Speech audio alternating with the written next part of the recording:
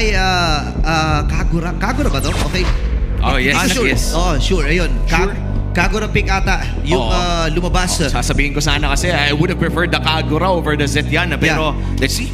Yeah, tingnan natin para sa game number 1 again.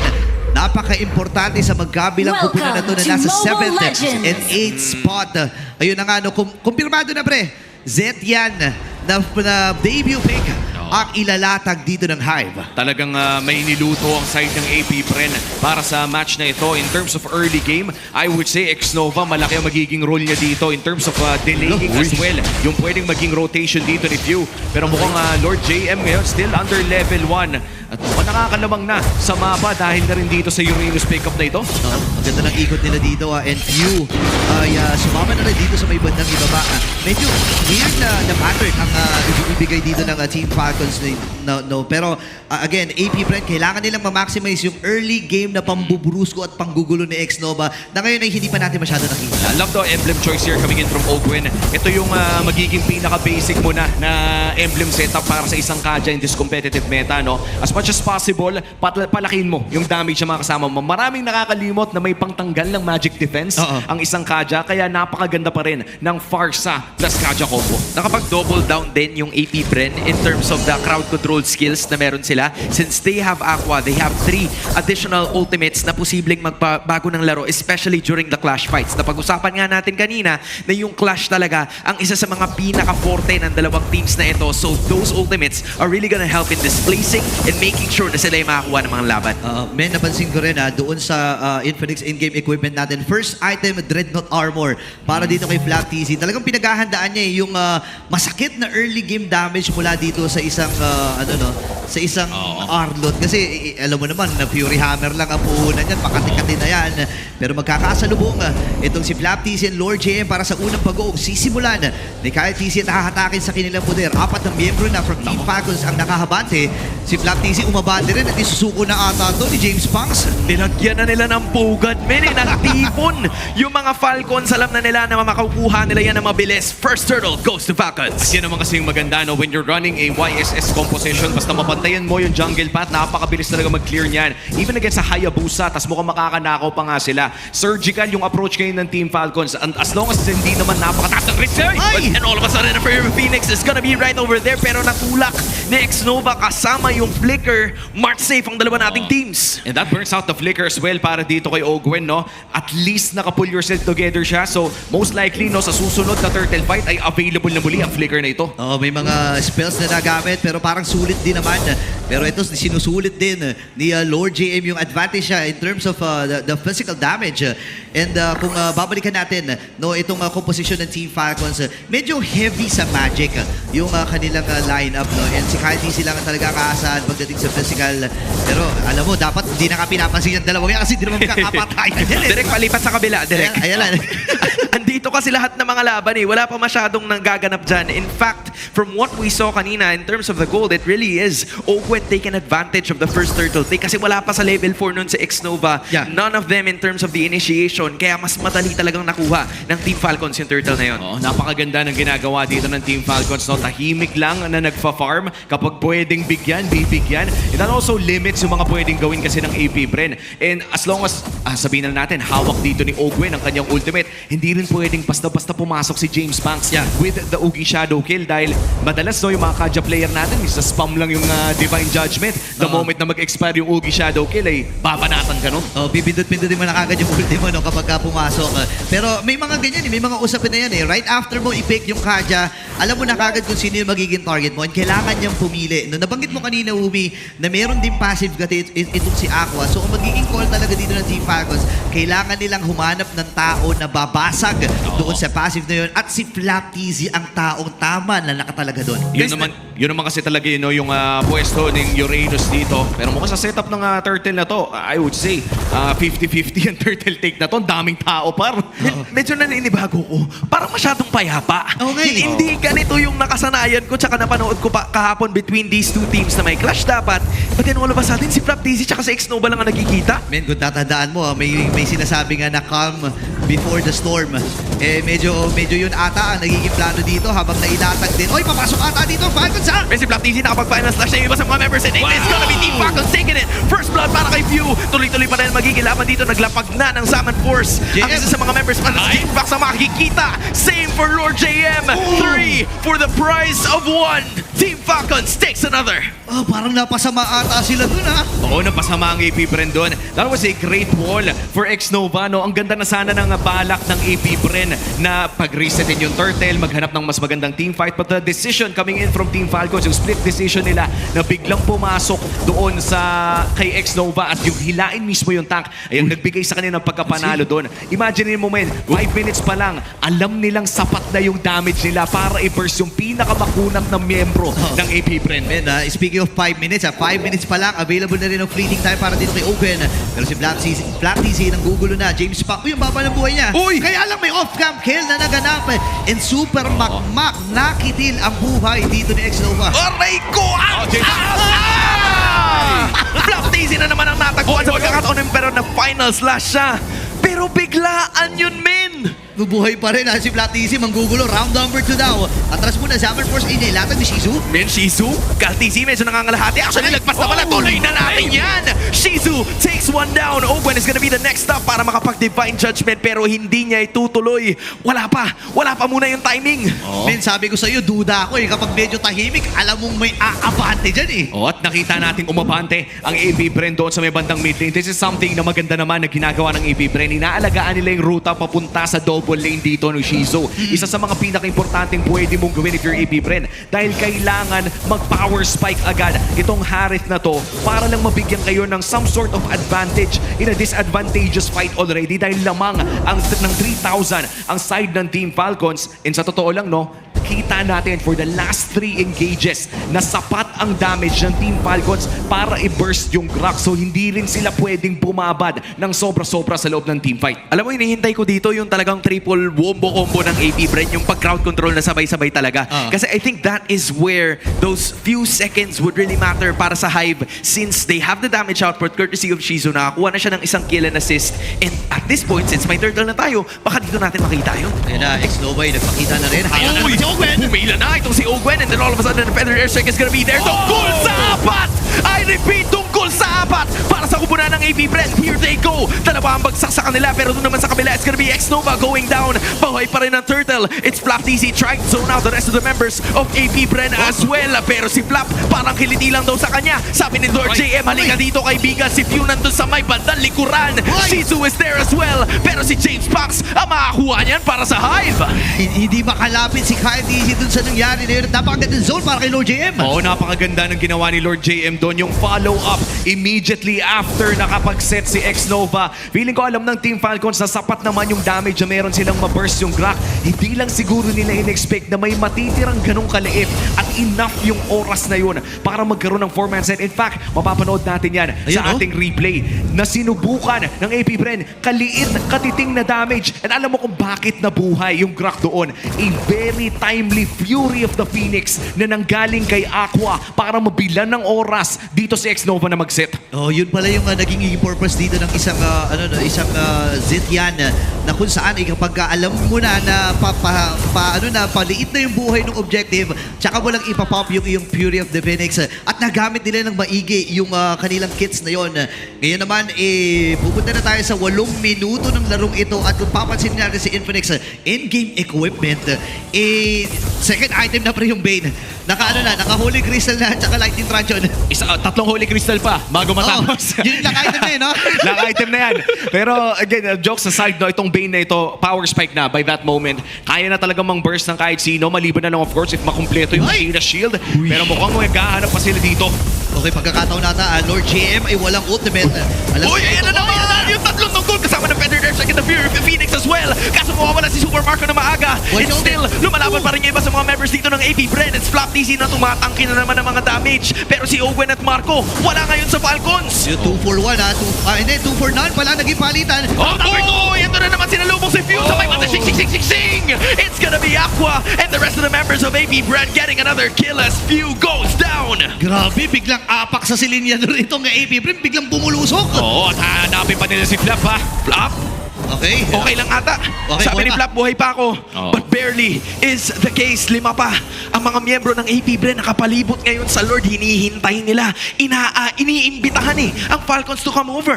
Back-to-back na magandang set mula dito kay Xnova. And of course, natutulungan din yan ng Zetian na magde-debut ngayon sa MPL Philippines. The 129th hero na magagamit dito sa ating liga. And to be fair, no, yung nakita natin na set-up mula dito kay Xnova, yun yung literal na planado na. And I feel like yung mga ganong klaseng desisyon, yung ibo-brute force na lang ng AP Bren dahil alam nilang sapat din yung damage nila. Oo. Yung mga maganda, minsan hindi mo talaga kailangan ng all-out disiplina eh. Kapag nakakita ka, nakaamoy ka ng dugo, gora na agad. Oh, pindutan na lang, no? Pagalingan na talaga pumindot. At kilala natin ang AP Bren, from MDL, no, na Lazy Esports. Yung karamihan sa kanila na patungo dito sa MPL na nagpatunay din naman na kaya nila makipagsabayan. Unang season nila, nung rookie season nila, may mga something na nakikita na ang mga tao no, na kaya makipagsabayan itong team na to. Pero ang Phoenix Falcons, mas malaki ang kailangan nilang patunayan. Imagine mo, since season 10, magkakasama na ito hanggang ngayon. Sabihin na natin na dumaan na rin sila sa pagkalugmok, dumaan na sila sa kasiyahan, nag-world tour na sila. Kailangan nilang patunayan ngayon na kaya nilang kumapit sa playoffs dream nila. At babalikan natin yung isa sa mga pinag-usapan natin sa Infinix Keys to Victory, yung Lord Dance. Napaka-importante nito dahil in terms of turtles, 2-1 naman ang ating score. These teams really know kung paano kumuha ng mga pagong sa laro. In fact, isa sila or dalawa sila sa mga the best in terms of average turtle control sa ating liga. Pero again, dito sa Lord, dito na nadadapa eh. Usually, yung AP Bren and Team Falcon sa first Lord, medyo nahihirapan talaga sila sa mga team fights before that one. Kaya naman mukhang iba magiging solusyon dito ng Team Falcons. Yung macro na ginagawa ng Team Falcons dito. This is what we were talking about kanina during the howl na dapat meron silang ibang gawin. Pero si Xnova, may binabalak na masama. Kasama si Shizu and the rest of the members in Cal, TC, Ogwen. Sila din men, Consil kontra Consil. Hindi nagkakitaan yung dalawang team. Nakatunog din kasi kagad eh. And ang ganda ng ginagawa dito ng Team Falcons, no? Hindi nila hinahayaan si Kyle TC na mag-split push lang. Lagi nakaantabay itong si Uge na parang body-body system na ata ang Correct. nagiging call nila dito. Super Marco and Few ay magkasama. Tapos hinahayaan nila si Flap TC. Siya ang solo guy dito. Hayaan mo lang si Flap TC kasi for sure naman hindi siya papansinin dito ng AP Bren. Pero napansin din si Few doon sa Pixel. Lord ay available na. Oo. Eto na, makruhan na to, pre. Galaw na ng wave. Isa sa mga keys to victory na pinag-usapan ni Wolf, no? And sadly, no, lugi ang AP Bren dito kapag ka nagpatuloy yung matagalang Lord Dance. Unang-una, may Uranus ang side ng Team Falcons. Pwede nilang hawakan ng matagal to. Pero mukhang alam ng AP Bren na hindi nila pwedeng sayawin ito. Mukhang i-GG na agad nila with the Lord already out! Pero may paghatak na naman pero na-cancel. Netong si Xnova, wala masyadong palapit na magamit na rin yung mga pating. Flap TC. Okay. Andun pa rin. Silaksas pa rin ng konti. Pero sabi niya, sige, palagan na natin yan. Phoenix and the Airstrike are also gonna be there. And the rest of the members are gonna try to figure something out. May stun na gagamitin kay Lord JM. Pero nawala na naman si Shizu. And the rest of AP Bren are still fighting. Pero Team Falcons, napatumba na nila yung isa. Make that two for the Falcons. Grabe, nakadalawa sila dito at pagkakataon ng Team Falcons na kunin ng libre itong Lord na to. Oo, libre talaga nila. Libre nang makukuha ang Lord na ito dahil na rin sa napakagandang disiplina nila. Ngayon ilalagay na natin yung dalawang naging approach ng AP Bren and Team Falcons. For AP Bren, alam nila na hindi nila pwedeng pasayawin tong Lord na to ng matagal dahil may kalamangan ang Team Falcons kapag tumagal yun. Oo. They tried to find and engage. Sadly, isa lang yung nahanap nila. Kaya naman for Team Falcons, they knew na the moment na wala na yung tectonic charge dito na Xnova, ay kaya na nilang pumalag in an all-out team fight. Dito na natin masasabi na kahit okay pa minsan-minsan na biglain mo yung kalaban o biglain mo yung objective, kapag maalam yung kalaban, ay may tsansa na mabaliktad nila ito. No, alam mong handang-handa din dito ang Team Falcons no, sa mga plano ng AP Bren. And dito papasok din yung decision making na gagawin ni Xnova. Sino ba ang tatamaan ng tectonic charge? Which by the way, gusto ko lang sabihin, pabuo na ata, yan, buo na yung Blood Wings dito ni Super Marco at lalong hihirap yung sitwasyon dito sa AP Bren. Kasi pre, yung healing din nito, bukod dun sa damage, yung healing din ng Ale, napakataas din nun. Okay. Ngayon ay kakalmahan muna ng Team Falcons. Lord ay inaantay nila. at sumisilip-silip lamang ang AP Bren.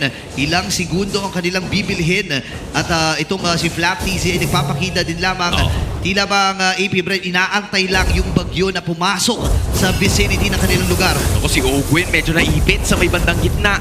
Tulak naman ni Xnova, si Lord JM magbaback away. Flaptizi and the rest of the gang, hinahayaan lang nila. Ano lang pala yun? Hindi pala yun. Imbis na pag-ganon eh. Okay, pinigilan muna nila ang kanilang mga... Sabi nga, pre, you have to pigil the gigil. At pinigilan muna ng Team Falcons yung gigil nila, which masasabi naman natin naging okay kasi nakakuha sila ng Torre sa taas.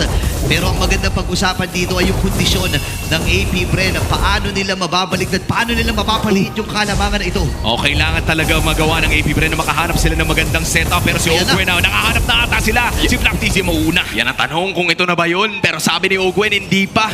Lipad ako, G. Sabi ni OG, all goods for Team Falcons. Okay, epas pa dito ang AP Bren. Pero hahabulin na si Few, hindi tumama yung Shadow. Nasayang ang pagkakataon pero nice effort para dito sa AP Bren. Good defense no, mula sa AP Bren. Hindi nila kinailangan makahanap ng set. Just the threat of the tectonic charge is enough. Alam ng Team Falcons na hindi sila... Marami na nangyayari dito. As of this moment, tila ako nabulo na rin. Pero sabi nila, sige, laban na natin si Lord JM. Hindi niya yata in-expect yung damage na nagagaling sa side ng Team Falcons. Pero Shadow Kill is still gonna be there. Kaltizi will be going down. So it's a junkler para sa XP laner. And I think AP Bren is gonna take that. Medyo masama yun para sa Team Falcons na si Kyle TZ pa yung nawala. Pero at least nakuha pa rin sila ng isang inhibitor turret. I just wanna check the Infinix in-game equipment ng mabilisan lamang. No? Wala pa tayong mga nakikitang Twilight Armor. Sen sa mga pinaka-importanting items when you're up against a late game Bane. Dahil hindi na sapat natin na shield lamang yung hawak mo. No? Especially sa ganitong klaseng composition kung saan may Kaja ka pang kalaban na nagtatanggal ng magic defense. Kasabayan na rin ang burst ng isang Bane. Kadalasan ay hindi talaga mag-survive ang isang tank. So hinihintay natin the moment that I feel na makuha na dito ng side ng AP Bren yung mga additional na defensive items against this composition coming in from Team Falcons. Saka magkakaroon ng magandang tsansa ang AP Bren in an extended team fight. Aray ko! Marco! Yun lang, nahuli ng Shadow Kill. Pero Feather Earthstrike, isasagot din. Dito ni Few, nigamit yung Fury of the Phoenix. Pero ang ganda nito kahit papano yung mga i-extend yung pagkakataon ng AP Bren na makapwesto pa. Pero si Lord JM bibigyan! What if kuha na tayo ng isa? Sabi ng Team Falcons, it's a 1-for-1 trade as Lord JM also goes down. Medyo naging limitado rin yung options ng AP Bren dito. Best part is hindi kinailangan mag-flicker dito ni Ogwen. He just had to go in at hindi pa nga niya inultihan. Literal, alam nila na kaya na nilang patayin yung Arlott during that time. At ngayon, lamang na naman ang Team Falcons. Sinisimulan na nila ang Lord na ito. Kayang mag-contest as long as hindi makita kung nasaan si James Punks. Okay, kalahati na yung buhay ng Lord. Hindi pa rin nila alam kung nasaan si James. And si Kyle TZ ang tumatangkin nito. Kalahati ang kanyang buhay pero papasok si James Punks. Kaya lang pipigilan niya rin muna yung kanyang gigil. Round number 2, si Flap TZ nangangalahati. Same with Ogwen. Pero alam nila na mababa na. Nagamit na rin yung Mountain Shocker. Tila tinadahan-dahan nila to. Pero sabi ni Kaltizi, just get it for the side of the Falcons. Pero si Shizu wala pa masyadong masasayawan. That's gonna be a clean takeaway. Walang casualties in Flap TZ. Putting some salt in the wound as well kasi susundan niya papauwi. Ang hirap ng pagkakataon nito para sa AP Bren. Pero hindi pa rin naman huli ang lahat, no? Yung pagdepensa ay posible pa rin, Umi, no? Oo, sobrang posible pa rin for AP Bren. It is a 4K gold lead mula sa Team Falcons pero ang kapangyarihan kasi ng AP Bren dito, hanggat hindi nababato yung tectonic charge, hindi pwedeng umabante yung Team Falcons ng sobra-sobra. So magiging laro ng ambahan. It's either may flicker to si Ogwen at may mahuhuli siyang isa o merong tectonic charge dito si Xnova at bawal tayo umabante. Now it's up to Flap TZ and of course si Lord JM dito para balansehin yung pag-aamba na yan. The moment na mawala sa pwesto si Flap, oy, teka lang! Hindi na pala mawawala sa pwesto biglaan because that is gonna be Xnova. Bago pa kayo makapag-set up, uunahan na namin kayo. Yan ang bili ng Falcons. So sabi ni Shizu, okay, I'll do it myself. Gagawa na lang niya ng paraan para makapag-atake ang side ng AP Bren. May final slash na naman na gagawin. And that's gonna be Kaltizi going down. Flap Flapteasy mukhang susunod pero sabi ng iba, sige, tulungan ka na namin makatakas. That is a 2-for-1 trade. X-Nova for the price of 2 Falcons, hitting 2 birds with 1 stone. Okay, yung Lord na clear nila dito, talagang nangimabaw ang ambahan na nakita natin. Masasabi ko na, sige, amba mentality. Oh, men, wala na kasing ano eh. Pinag-usapan natin noon, laro sana ng ambahan yung pagdedepensa at pag-atake dito ng Team Falcons. Pero ang nilaro nila ay baliktad. Bakit pa tayo mag-aambahan kung Pwede pwedeng naman eh. biglain na lang natin Yeah. yung aamba sa kabila? And babalik na naman tayo sa istorya na kaya nilang i-burst yung Grata. Si Ogwen ang kanilang sinunod, and that is gonna be an immortality pop, pero wala na siyang pupuntahan pa. That is another Falcon taken down. Kaltisi buhay pa rin naman, but still, AP Bren, inuunti-unti ginagapang ng mga bubuyog ang nest na meron ngayon ng Team Falcons. Okay, good news. Wala pa namang malaking objektiba dito. Aabot din naman si Ogen if ever 50 seconds pa para doon sa next na Lord at may pagkakataon pa ang Team Falcons na kumontrol. Ang magandang balita din sa kanila, bukas yung top, bukas yung bottom at pwedeng hindi na muna ito isipin ng Falcons. Mas isipin pa to ng AP Bren di ba? Oo. And for AP Bren, ang problema nila dito may dalawang inhibitor turret na wala at medyo nasa long lane pa yung isa. Hindi nila kailangan masyado problemahin yung top side considering na madali lamang itong dadaanan ni James Panks o kaya dito ni Shizo. But then again, kailangan din maging maingat dito no, doon sa side lane push na meron ng AP Bren. Ngayon, pwede na nilang kunin tong turret na to sa baba para lang ma-alleviate yung pressure ng bagya. Pero mukhang they're gonna play it safe dahil 10 segundo na lang bago lumabas ang ating Evolved Lord. Hindi sila pwedeng makita na malayo sa mapa. Again, you are up against a Yi Sun Shin in dangerous grass. Oo, ang hirap na ito pero nagamit na rin naman yung Mountain Shocker. Magpupuntaw din naman ito pero sabi na, sige, labanan na kagad si Flap. Kinamitan na nila ng lahat ng suntok yung punching bag, pero buhay pa rin si Flapteasy. Lahat namin binitaw. Oo. Oh my goodness. Doon na natin makikita yung importansya ng Twilight Armor sa late game. Flapteasy had a Twilight Armor. Kahit nag 5v1 siya doon ng Magya, hindi lumagpas ng 1,500 yung unang damage instance sa kanya. Kaya naman nakabili pa siya ng oras with his ultimate as well. Oo, ngayon, na-reverse ata si JM. Si JM na naman ang magagamit nila dito. Pakabin of his immortality as well, but the airstrike is still there. A B is down para sa AP Bren. Falcons having the numbers advantage. Mukhang uunti-untihin nila. Ipapwesto nila ngayon. Oh no, mahirap ito 4v5 ang magiging laban at hindi lang yan ang kalaban nila, pati yung wave ng minions sa may bottom. Nabanggit kanina ni Wumi itong long lane. Magiging mahirap ito para kay X-Nova pero siya lang ang aasahan ng AP Bren para sa mission. Nabangga na naman, kinamitan na rin ng tech charge, and there goes the Fury of the Phoenix as well. And Suppress is gone para sa kupunan ng Team Falcons. It's 1-1, 4v4 ang ating magiging laban ngayon. Flapteasy talagang hinaharapan niya. Maangas ka ba, G? May bitaw ka ba, G? Yan ang biling ni Flapteasy. Okay, kakalmahan nila. Tatanungin natin kung tatagos ka ba, G? Pero hindi na muna lumayo. Tumagos. Tumagos dito si Flapteasy dun sa pader. And speaking of tagos tumatagos na yung mga minions sa baba at sa mid lane. Kaya naman mukhang babalikan na ng Team Falcons ang Lord na ito. Hindi pwedeng tumagal si James Panks doon sa baba. Pero wala din kasing choice ang AP Bren. Oo, ang hirap nito. Si X-Nova lang na talaga. Kahit di si Atras din naman. Wala pa naman si Ogwen. Naasahan sa setup dito ng Team Falcons. At kasama na nila si James. Parang sila pa may pagkakataon dito, pre. When they close it out, that is gonna be the question na hahanapan nila. Nakasagutan na kabal si Kyle! And he gets it again para sa Falcons. Pero ang kapalit ay ang buhay ng ilan sa kanilang mga miyembro. Scal goes down as well. Pero may palag na naman ang kanilang kubunan. It's Aqua trying to run away. Pero sabi ni Super Marco, saan ka pupunta? And it's gonna be another X-Nova trying to fight through it. James Panks makakatakas. X-Nova is probably gonna go down. Dalawang immortality ang nabang. Pero nakapila ang dalawa sa mga members ng Team Falcons. Hinati ang Falcon C. Lord JM's the only one remaining in the base. Kakayanin niya ba ang depensa nito? Parang masyadong malabo ata. Ipapalag na nila to. Winter Crown is there. Pero hindi mapipigilan ang paglipad ng Falcons as they take Game 1. Palitan ng suntukan. AP Bren and Falcons para sa game number 1.